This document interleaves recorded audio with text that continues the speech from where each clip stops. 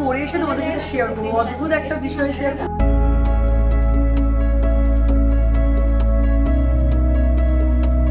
2024 সালটা যে কোনো মূল্যেই ভুলতে চাইবেন ওপার বাংলার অভিনেত্রী রিয়া গাঙ্গুলি। ব্যক্তি জীবনে স্বামীর সঙ্গে বিচ্ছেদ, এরপর সন্তান সমপোষ্যকে হারানো, সব মিলিয়ে কঠিন সময়ের মধ্যে দিয়ে যেতে হচ্ছে তাকে। নানা ঝড়ঝাপটার পরেও নিজের 2 সন্তানকে সামলে কাজের জগতে ব্যস্ত হচ্ছেন এই অভিনেত্রী। এরই মধ্যে দিলেন দারুণ সুখবর। ঢাকায় চলচ্চিত্রের সুপারস্টার সাকিব খানের সঙ্গে একই সিনেমায় অভিনয় করছেন রিয়া। এরই মধ্যে শুটিংয়ে অংশ নিয়েছেন এই নায়িকা।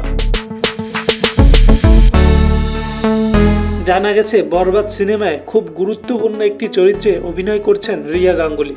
এ প্রসঙ্গে ভারতীয় সংবাদ মাধ্যম আজকালকে অভিনেত্রী বলেন, বরবাদে সম্পূর্ণ ইতিবাচক একটি চরিত্রে দেখা যাবে আমাকে, যে চরিত্রকে দেখে চোখের জল ফেলতে বাধ্য হবেন দর্শকরা।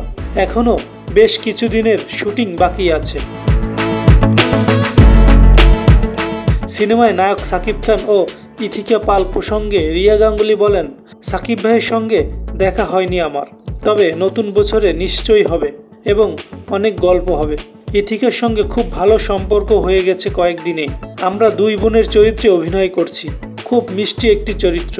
কলকাতা, মুম্বাই এবং বাংলাদেশে এই ছবির শুটিং হচ্ছে।